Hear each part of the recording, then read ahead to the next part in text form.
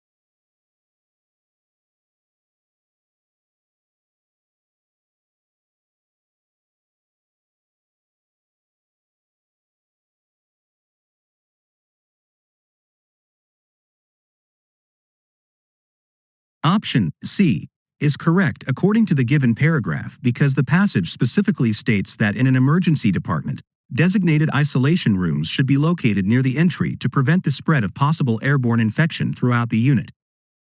This means that having isolation rooms located close to where people enter the unit can help healthcare workers quickly move patients with contagious diseases to the isolation rooms and prevent the spread of infection to others within the unit. The passage also notes that multiple isolation rooms should be clustered and located away from the main entrance of the unit for general hospital units. However, in the case of an emergency department, the location of isolation rooms near the entry takes precedence due to the urgent need to prevent the spread of infection quickly and efficiently. Therefore, option C is the correct answer as it is supported by the information provided in the passage. Option B, which states that isolation rooms in an emergency department are more numerous than those of other departments, is incorrect because the passage does not provide any information to support this claim. The number of isolation rooms required in any department depends on the number of patients with contagious diseases being treated at any given time, not the department itself. Therefore, both options A and B are incorrect because they are not supported by the information provided in the passage.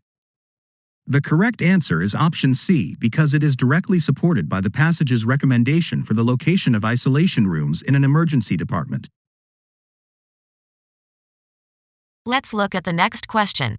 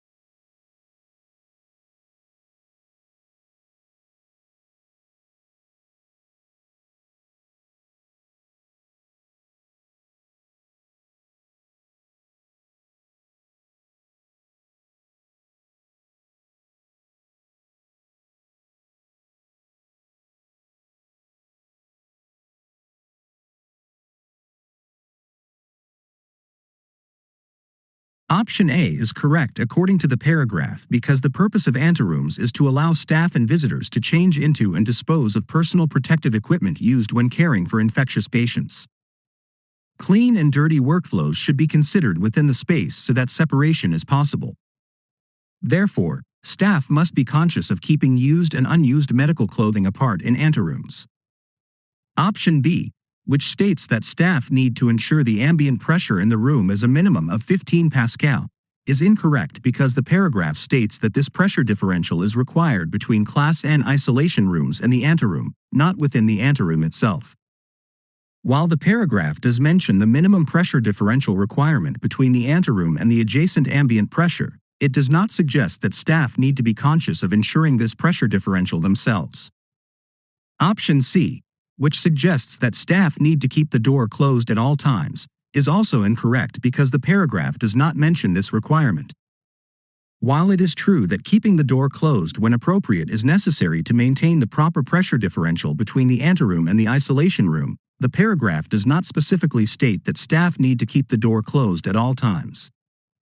Therefore, option A is the correct answer as it is supported by the information provided in the paragraph, and options B and C are incorrect because they are either not mentioned or not supported by the information in the paragraph. Let's look at the next question.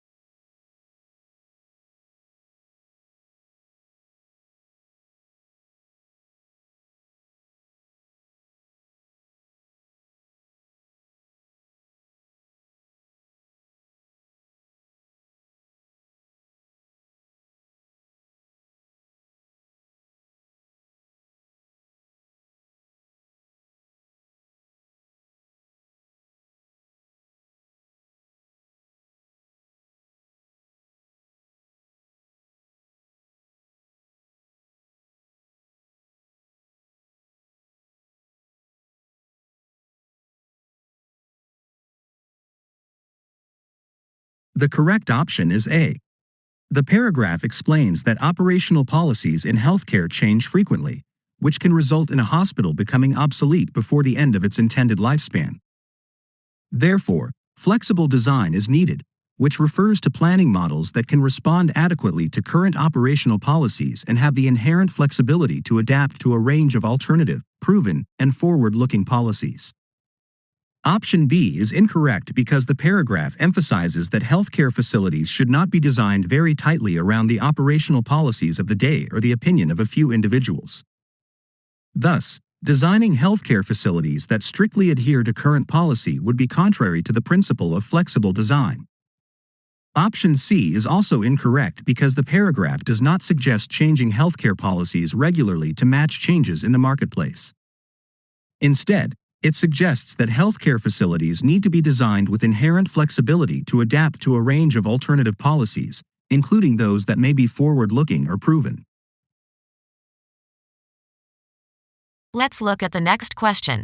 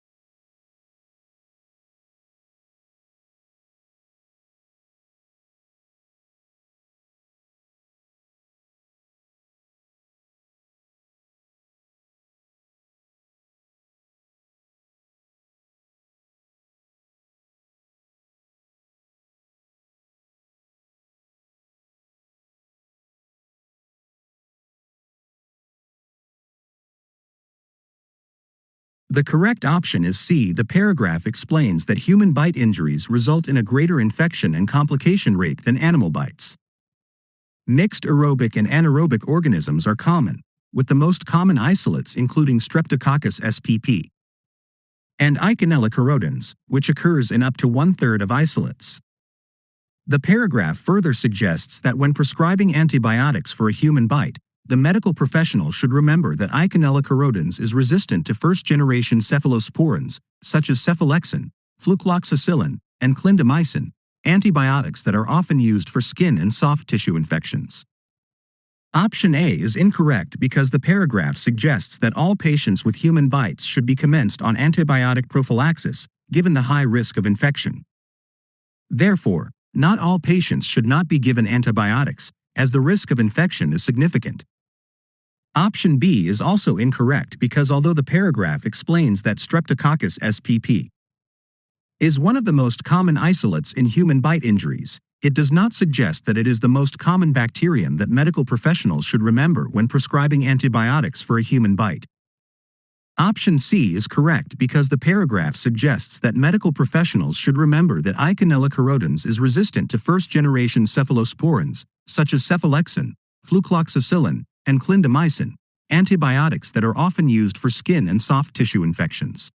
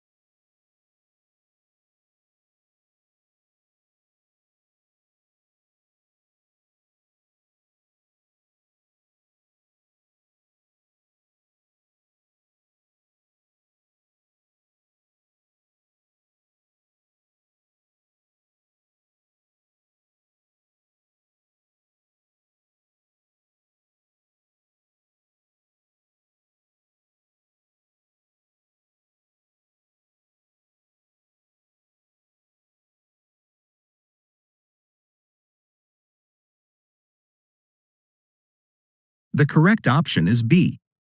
The paragraph explains that a model of care, MOC, outlines best practice care and services for a person, population group, or patient cohort as they progress through the stages of a condition, injury, or event. The aim of a MOC is to ensure people get the right care, at the right time, by the right team, and in the right place. When designing a new MOC, the aim is to bring about improvements in service delivery through effecting change. The development of a new MOC does not finish when the model is defined. It must also encompass implementation and evaluation of the model and the change management needed to make that happen. Therefore, a MOC should include its own application and assessment. Option A is incorrect because the paragraph suggests that a MOC should be implemented in the right place and at the right time to ensure people get the right care, but it does not imply that it is only implemented at certain times and places. Option C is incorrect because although the paragraph suggests that developing a MOC is a project, it does not imply that it involves the development of a project management tool. It only suggests that it should follow a project management methodology.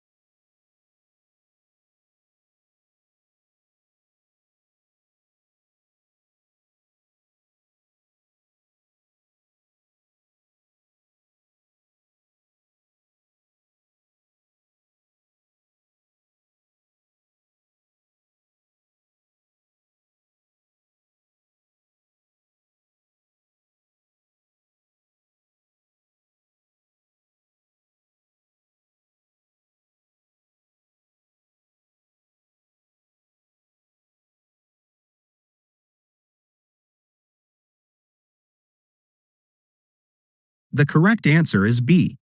The paragraph explains that delegation involves one practitioner asking another person or member of staff to provide care on behalf of the delegating practitioner while that practitioner retains overall responsibility for the care of the patient or client. Referral usually involves the transfer in part of responsibility for the care of the patient or client, usually for a defined time and a particular purpose, such as care that is outside the referring practitioner's expertise or scope of practice. In contrast, handover is the process of transferring all responsibility to another practitioner. Therefore, the basic difference between delegation, referral, and handover is the amount of authority and responsibility that is transferred from one practitioner to another. Option A is incorrect because the paragraph does not discuss the number of practitioners involved in each process. Option C is incorrect because the paragraph does not provide information on the length of time each process takes to complete.